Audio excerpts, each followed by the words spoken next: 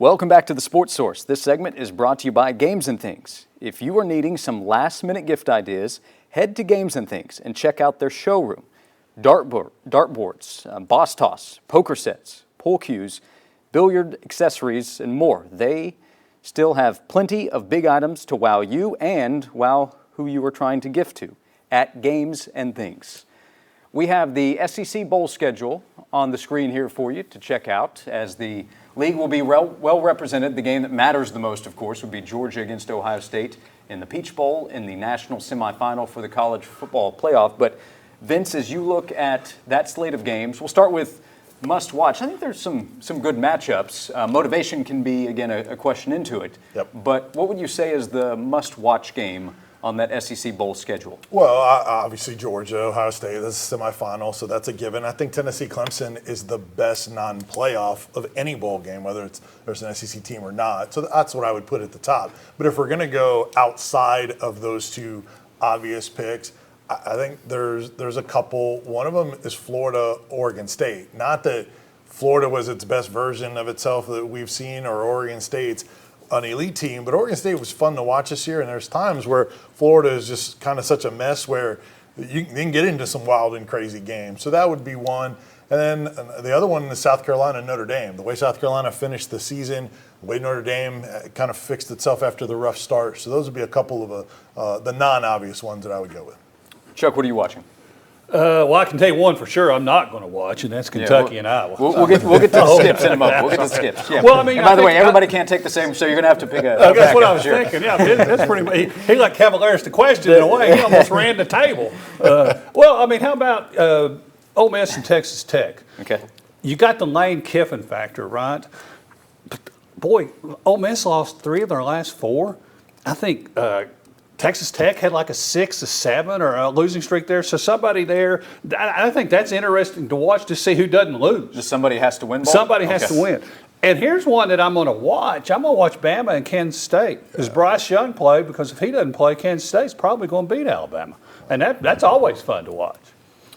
Yep, and you also have a motivated question for Alabama when they get into a non-playoff game. Marlon, where are you going? I would go, obviously, Georgia, Ohio State, and then Tennessee, Clemson. I think that's going to be a really good one. But then also I would go to, I'm thinking Alabama, Kansas State. I think leading until the next year, you're talking about preseason polls. Alabama's lost a lot of players in the transfer portal over these last couple of weeks. Kansas State will be a motivated team. We know in the past Alabama has lost these kind of games. If they're not in the playoff, they play completely different. So I will be watching that one. And then the last one I probably said South Carolina, Notre Dame. Yeah. South Carolina's been rolling these last, I would say the last 2 games of the season, knocking off Tennessee and knocking off top-ranked Clemson. So I would love to see them versus Notre Dame to see if the hype is real. And then also be a little bitter if they don't play very well.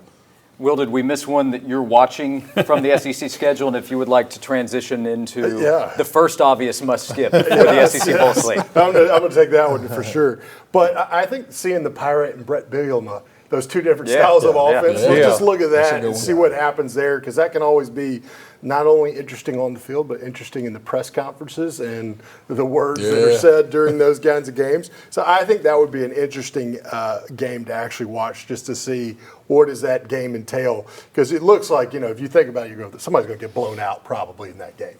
But we'll see. I think in general, too, I'd be interested to see how does the SEC match up against the Big Ten, because I think the Big Ten having 2 teams in, and they're probably highly overrated because of what everybody thinks of Penn State. I think that's going to be interesting. But the ones, obviously, you don't want to watch. Kentucky, Iowa. I mean, let's face it.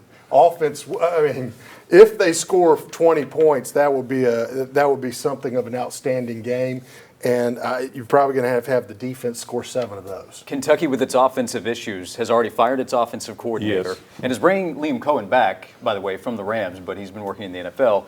And quarterback Will Levis, for whatever you would say about the season he's had, he has opted out, and Chris Rodriguez, the running back, who is a very good player, opted out as well. So that's taken out of the Kentucky-Iowa game. That's probably already going to be the least impressive. Yeah, and one thing, that list, was in order the games will be played, so you can keep up with how that's going to go. It's 11 games, right? SEC's favored in 5. The biggest favorite, surprisingly enough to me a little bit, LSU, but look on that list, how many head coaching changes, staff changes, not just opt-outs. I mean, there's still quite a bit of turnover going on. Who's going to be coaching these guys? And and who wants to be there? That's the Jimmy Himes factor, right? Yeah. Who wants to be there? Who does it matter to? Who wants to be there for the game? For the game, Right. Exactly. Yeah, that's the big thing. The obvious don't watch. I'm going to watch all of them, Right. Because it's the bowl games and it's football before it goes away. But if I'm going to slide in another one, maybe an Arkansas, Kansas. Kansas isn't what they were earlier in this year. Arkansas's had their ups and downs. So that or Chuck's Ole Miss, Texas Tech. Kansas versus Arkansas. Yeah, I mean, That's right. the Florida quarterback, is it Jack Miller? That's who your quarterback's going to be if you're betting on Florida. Yeah, Anthony Richardson declaring for the draft. Exactly. So you got to know who's going to be there. I would throw in there Missouri, Wake Forest. I want no part. I want no part of. Wake can score a little bit. Wake can score, but I think Missouri's got some opt-outs. They've got some guys that also hit the portal. I don't need any more Drinkwitz in my life. I think that's one I'm going to probably skip out on. And just the name. Gasparilla Bowl. Who wants to see that? Come on now. That's my neck of the woods, Tampa. The parade is awesome. And also, I would add, so our focus is Tennessee Clemson, of course, but I think if you step outside of Knoxville and you look at, okay, which one is most interesting to others, they're going to see Tennessee, they're going to see Clemson, they're going to see the branding of both schools, and it becomes more interesting. So that comes back to the narrative conversation in the game, too. It is definitely the most marketable of all non-playoff bowl games. Well, it's like we said, by far. You're used to seeing Clemson play in the national semifinals, win or lose, and half the time it seems like they go on to the national championship game. So, I mean, that's bringing a heavy hitter to this stage at the Orange Bowl. It's 6 versus 7, and the Orange Bowl has said this all week.